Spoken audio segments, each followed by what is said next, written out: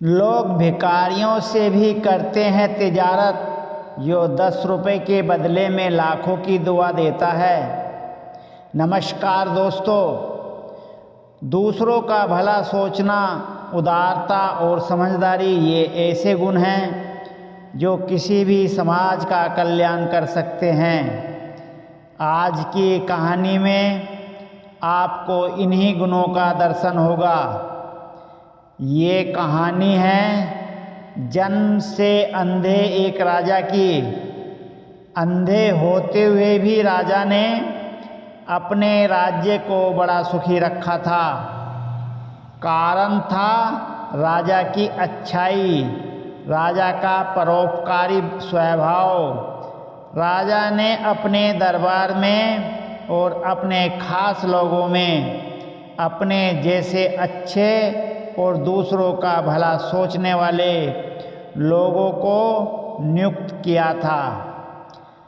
एक बार इस राजा के राज्य में एक तपस्वी आया।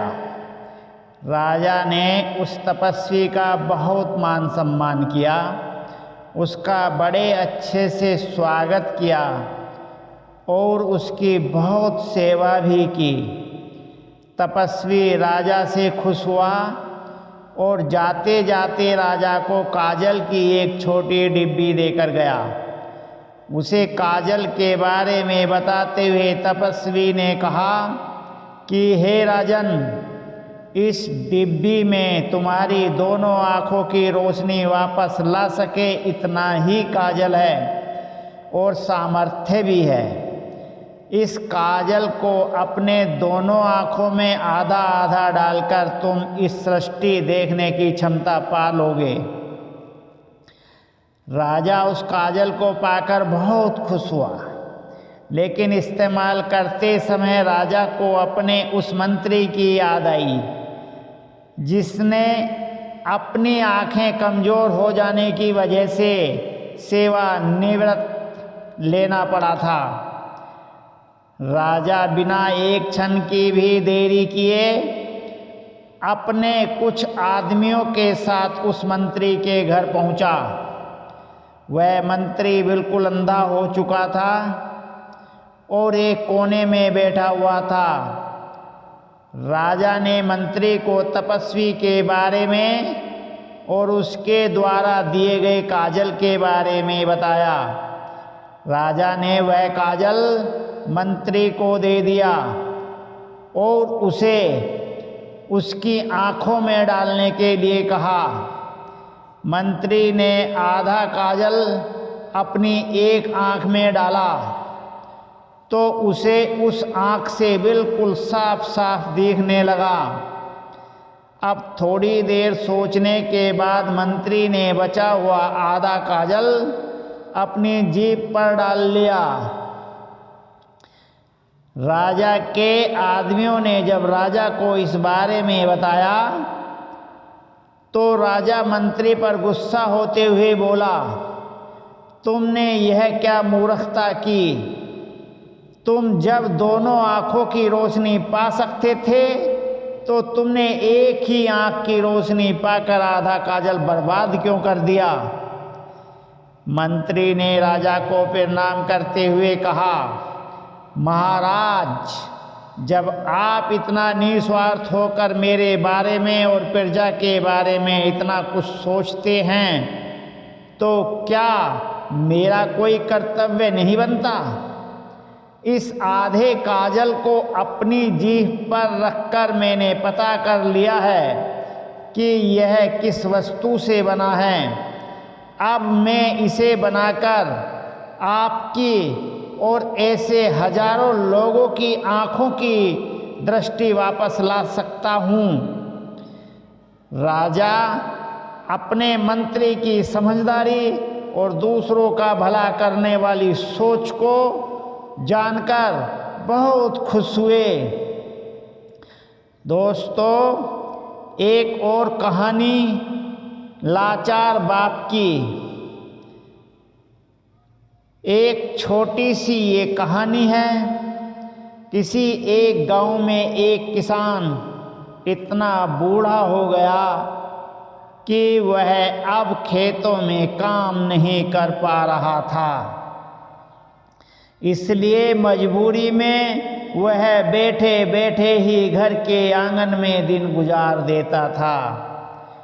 उसका बेटा अभी खेत में काम कर सकता था। आंगन में समय समय पर निष्क्रिय पड़े अपने बाप को बेटा देखता था और उसके पिता को वहाँ बैठे देख सोचता था कि बाप अब किसी काम का नहीं है।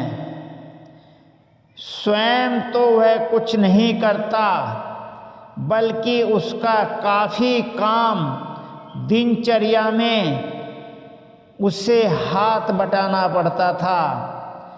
एक दिन बेटा बाप को लेकर बहुत निराश हो गया। उसने एक लकड़ी का ताबूत बनवाया। दोस्तों, कहानी पूरी सुनिए, आगे कहानी और भी बहुत अच्छी होने वाली है। और कहानी अच्छी लगे तो लाइक कर दीजिए, बल्कि मेरा तो कहना है कि लाइक अभी कर दीजिए, बाद में आप भूल जाएंगे। और कमेंट भी करिए और सब्सक्राइब भी करिए अगर चैनल पर नए हैं। तो उस ताबूत को लेकर बेटा घर आया और उस ताबूत में अपने पिता को अंदर आने के लिए कहा। पिता कुछ कहे बिना ही अंदर आ गया। ढक्कन बंद करके बेटा ने ताबूत को पहाड़ के किनारे तक खींच लाया, जिसके नीचे एक बहुत मजबूत चट्टान भी थी।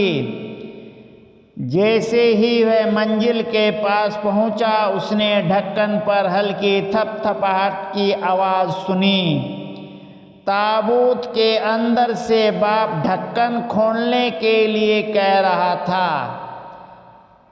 बेटे को ढक्कन खोला तो बाप अभी भी शांति से वहीं लेटे हुए था।